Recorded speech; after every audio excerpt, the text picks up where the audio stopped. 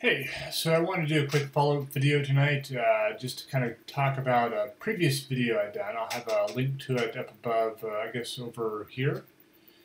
I talked about the new Apple silicon-based Macs, the M1 Macs. Apple has a MacBook Pro 13-inch, MacBook Air, and Mac Mini. That all have been upgraded to use the latest M1 processor, which is based off of the ARM RISC instruction set. And that being said, in my previous video I talked about, am I safe to go ahead and buy one of these Macs if I'm going to be using it as a software engineer? And I said, for most cases, you probably want to hold off. And I still stick by that. I've been doing some research just now that the Macs are out, and to see what's working, what's not working, and just to kind of talk about what you need as a developer, and what's currently available and what's not going to work, more importantly.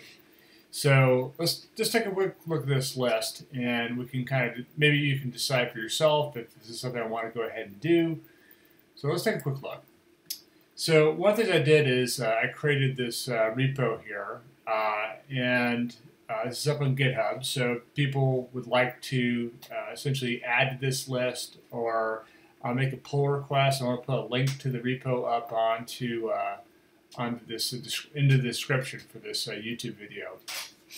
But I want to go ahead and get started on the things that I've been able to kind of dig up and ascertain so far on, what's working, what's not working. So if we look at this compatibility, one of the things that I'm looking at and seeing so far is that if you're using something like Python or Ruby for your development, maybe you're a Rails developer as an example, one of the things I'm seeing is that these are things that come as precompiled pieces of the system on Mac OS. So if you're running Ruby or you're running a Python, stuff like that, it's just going to work. I'm not sure which version of Python, but they do have precompiled versions of Python and Ruby both running. Node.js is a little bit different. Node.js, right now, that will run, but that'll run essentially under Rosetta. And there's going to be support for the new M1 processors very soon. I've been checking online, and they're going to be doing, right now, if you go and download the Darwin builds, those are pretty much just for Intel-based processors, but pretty soon they're going to have one for the ARM64-based processors. The next one is PHP. I haven't seen a whole lot on PHP, but one of the things that I am seeing is that they have the source available. You could try building from source and see if you can get it to work.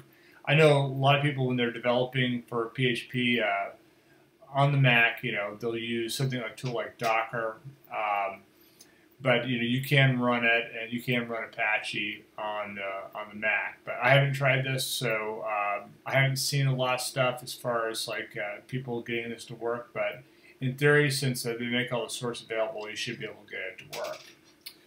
The next big ones are basically the JVM, the JVM style languages like Groovy and Scala, Java. And right now, there's actually is a look right here. We can see that there are some OpenJDK builds of Java that are available now for the ARM-based macOS processors. So I haven't tried this, but supposedly this, they have a working, or they have a version that you can at least start working with for the new Apple Silicon-based Macs. The next one's .NET Core. I used to do a lot of .NET development. I've been out of it for about the last 4.5 years, but .NET Core has kind of taken over a lot of the .NET development now. And right now, they don't have support for the new M1 or Apple-based silicon processors. But there is support coming in .NET Core 6. So this is probably something you're going to want to wait on, or possibly use a Wintel box instead for doing your .NET development. When I was doing .NET development, I almost exclusively did it on Windows, but one of the nice things about .NET Core is, in theory, you can do it on Intel-based Macs and on Linux machines. But right now, they do not support the new M1 processors. I also put on my list here C, C++, Objective-C, and Swift. So right now, there's actually pretty good support for those languages. Those are native languages on the Mac. The one caveat I would say is if you're using a library, as an example, that is precompiled for a specific processor, for instance, x86 processor, obviously you're going to need to have a ARM-based version of that library. So I think that's going to be, it's really depend on what type of project you're working with. But certainly if you're working on a project that's specific for the Mac or for iOS, tvOS, watchOS, you should be able to develop no problem using one of these languages. And Swift obviously is a kind of a native language in the Apple world. Golang. From what I'm seeing right now, they do not have compiler support. I believe the compiler for Golang is based off of GCC, but right now there's no Golang support, and that'll lead into some problems for some other stuff that you may be using. The next one is Rust. So there actually is a Rust-C compiler that runs on the new Apple Macs. From what I've seen, there's a Reddit article that I found where when the DTK was released, which was the original Apple developer kit for building stuff, they did have support or they added support for the new Apple silicon processors. And Rust, my understanding is that's based off of LLVM, so it's one of those things that you imagine you'd probably be, there's a good chance that they would have support for it coming up. IDEs. So Xcode actually is a universal binary type application. If you've been trying to download Xcode 12 lately, you've probably noticed it's a lot bigger. And the reason why it's a lot bigger is because they have to have binaries for x86 architecture as well as the new ARM64 based architecture. So Xcode is ready to go. So if that's all you do, all you work in is Xcode, then it shouldn't be a problem. VS Code. I've seen online where people have been able to download and install, get VS Code running. VS Code is actually an Electron project, but my understanding is that right now it's just running under Rosetta, which is Apple's way of taking x86 code and being able to run it on their newer processors. So there's not universal support for VS Code yet. Android Studio. From what I understand, people have been able to get Android Studio running on the new M1 Macs. But the problem that I think a lot of people are going to run in there, if you're using the Android emulators, the Android emulators are not working, from my understanding. They're not working on the new M1 Macs. So there's actually a pretty good virtualization technology that's baked into the new M1 processors. But right now they just don't have any support for it, so that is not working from my understanding. Which brings me to the next subject, which is virtualization and emulation. So right now, if you need to run Windows, for example, if there's some type of some development tools you need where you need Windows, the ways you could run Windows before on the Mac was either Boot Camp, where you could boot up into Windows, or use a virtualization application like VMware or I think Oracle also has a open source virtualization. I think forget the name of it is, but that's not apparently ready to go yet on the M1s. Parallels Desktop VMware Fusion. They're both, in the works. So my guess is that these will be available maybe sometime next year. But right now, both those companies have announced support for the new M1 processors, but there's no support. So if you need to run something, let's say in a Linux virtual machine or a Windows virtual machine, right now you can't do that. So you're not going to be able to do that. This is a pretty major one. This is something that Apple actually talked about at WWDC this year, which is Docker support on the new hardware. And I was kind of surprised. There hasn't been a whole lot about that. There was a big blog post they made once the M1 Macs were released. I have a link to it here in this repo. There's no support for Docker right now on the M1 processors. And this is really disappointing because a lot of software development now is done in orchestrations where you're pushing things out onto cloud-based services or platforms like AWS or Azure. But right now, the holdup with that, my understanding is, goes back to something I was talking about before, which is Golang and their compiler. So right now, a lot of the command line based tools that developers are using, like Docker, for example, are built in Go. And right now, because the tool chain doesn't support the M1 processors, that's made it difficult for the people at Docker to actually have a tool that's ready to go for the M1 processor. So if you need Docker, probably need to stick to Intel for right now. And even then, I think it's very important to look at, what are you targeting? If you're going to be building a container that's going to be running on, say, an Intel-based box, well, you may be better off staying on an Intel machine for doing your development. I think when the virtualization gets better, that's going to change the story. And I think also right now, one of the things that we're seeing is in AWS, for example, you can actually, they actually have virtual machines that are running on ARM-based machines. They do have ARM-based servers that you can lease at AWS. And I think one of the big changes that's coming now because of this new M1 processor and system on a chip technology that Apple's using, I think we're going to start to see that be rolled out to the servers here in the next couple of years.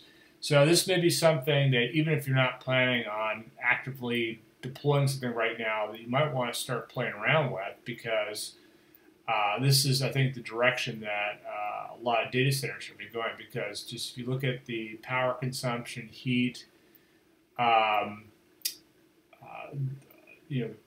power, the speed that we're seeing from these types of processors, I think that ARM is going to start becoming a lot more popular for doing cloud-based or server-based development. Let's talk about some frameworks here. So Electron is very popular for doing cross-platform development. A lot of people, they'll target Mac OS using Electron because they can build an application that runs on Linux, runs on Windows, and runs on the Mac. Right now, you can actually run Electron apps like VS Code, for example, is an Electron app.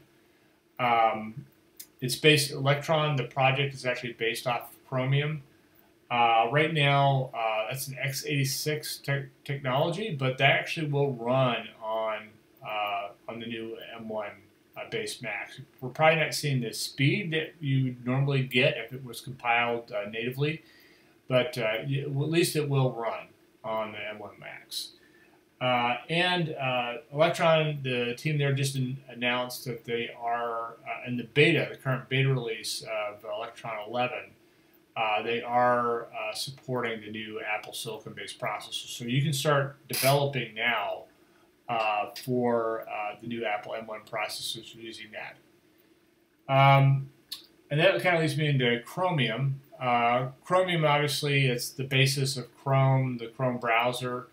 Right now, they do not have an Apple Silicon version of that, but there is a ARM version of Chromium. So if you have Raspberry Pi and are using Raspbian as an example, there's a version of Chromium that will work with that.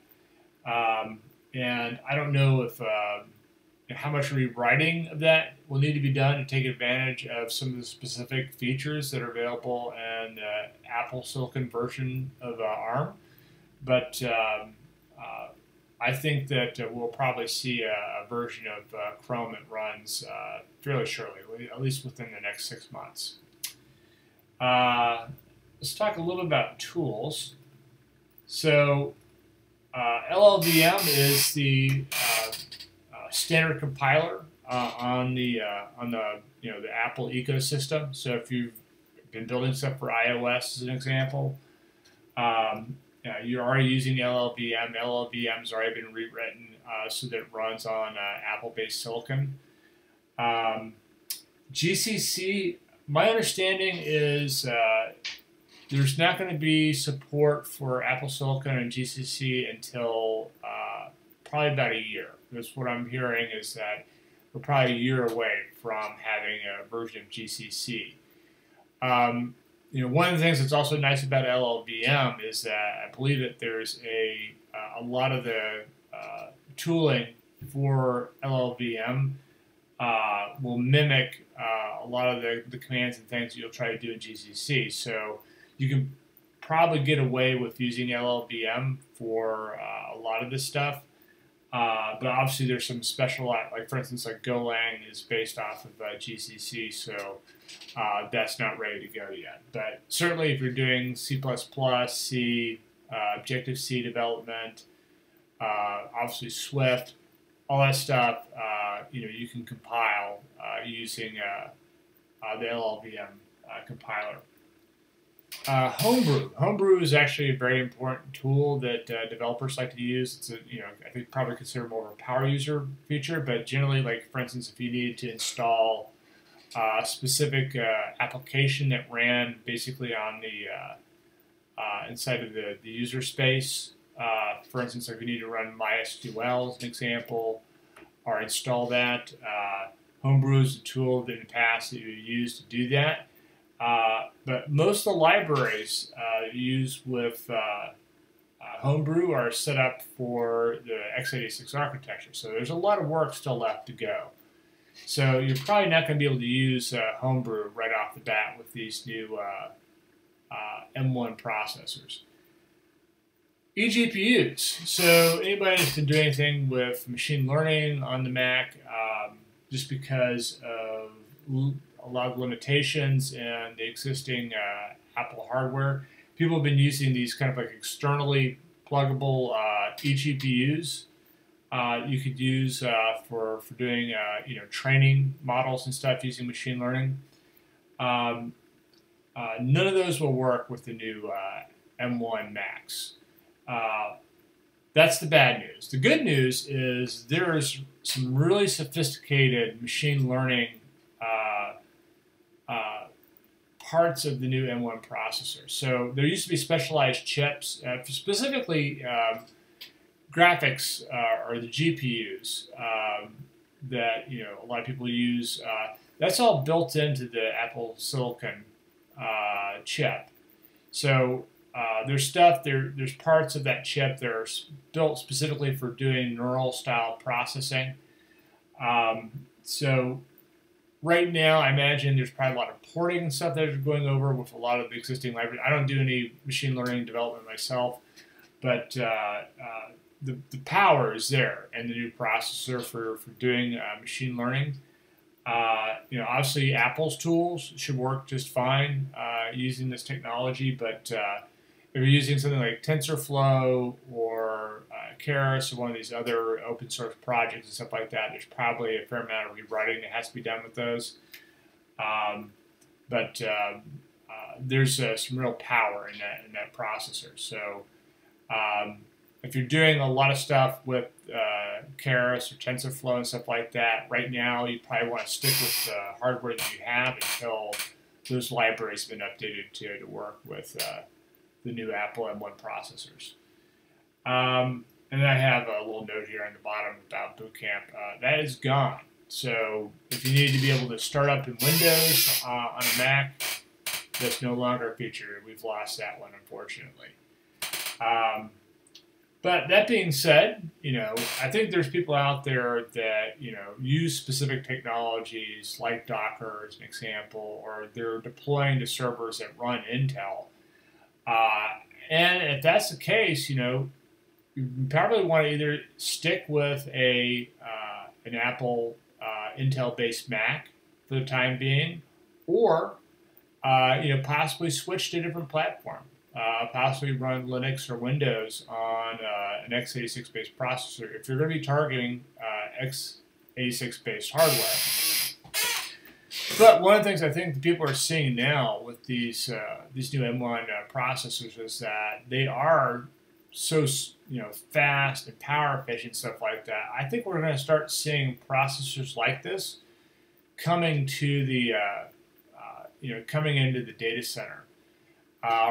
Right now, it's kind of a fringe type thing. Like as I was saying before, AWS has ARM-based servers that you can lease. But I think that this is definitely the direction that computing is going to be going, especially for desktop computing. I'd be very surprised the next couple of years if we don't see essentially Windows and Linux boxes coming out that are based off of the system on a chip. And there's just so many speed advantages you get. It's not just that the Apple process is using a 5-nanometer process, which is you're going to have a lot of speed ups and a lot more transistors you can put onto a wafer. But I think the other thing is that all these things that used to be different chips on different components and stuff that had to talk to the CPU and the GPU was a separate component, everything is all on one piece of silicon now. And that eliminates the slowdown of having to go through these specialized buses and stuff like that. It's definitely the future. And with that, I'm just going to leave. I'm going to kind of stop right there. Like I said, this is in the description. If you like this content and you want to see more content like this, please subscribe to my channel. If you like this video, please give me a thumbs up. If you didn't like it, give it a thumbs down, but really just give it a thumbs up. I appreciate that. Every person subscribes, that helps me do more videos like this. Anyways, like I said before, this GitHub repo that I put up here, this is up I'll put it in the description for the YouTube video. If people want to, let me know about, what the status is of some of these different projects. They want to add a language in here that I didn't cover tonight. Please let me know, and I'll add that to this repo. What I'd like to do is I'd like to have this become like the basis for people being able to track and say, okay, I have all the tools, everything that I need in order to switch to the new ARM64 based hardware from Apple.